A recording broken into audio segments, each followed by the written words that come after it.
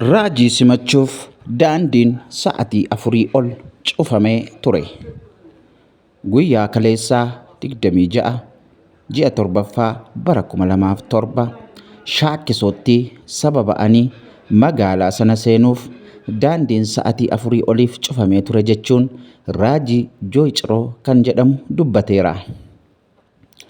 Itti dabaluunis simannaa ajaa'ibaati.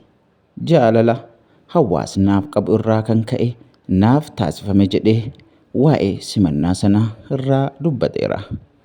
Egaa seerri kaawunsiliin baase sun dhimma kana ni deeggara moo hin deeggaru kan jedhu walumaan kan ilaallu ta'a.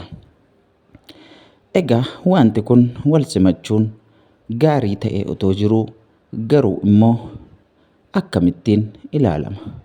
Kan nuti simannu Waaqayyoon tu ta'ee maal fakkaata? Kan nuti abboomamnee kan nuti akka Waaqaatti waaqessinu raajota taanaan jireenyi keenya gara kamitti adeema? Gara kamittis guddachaa jirra? Guddinni keenya gara raajotaatti moo gara Yesuus Kiristoosittidha? Gara tajaajiltoota bara ammaa kana deemanii tajaajilattidha moo gara Yesuus Kiristoositti guddachaa jirra? Amantoonni keenya garamitti akka guddachaa jirru haa ilaalluun dhaamsa keenya dhaamsa gonfoo miidiyaati. Egaa Waaqayyoo bara keenya kanatti nu haa gargaaru, nu wajjin haa ta'u malee wanti jiru haalli jiru ulfaataa ta'uusaa nu agarsiisa. Waaqayyo baraaf jireenya keessan haa eebbisu. Gonfoo miidiyaa subscribe, like, share gochuu hin dagatinaa.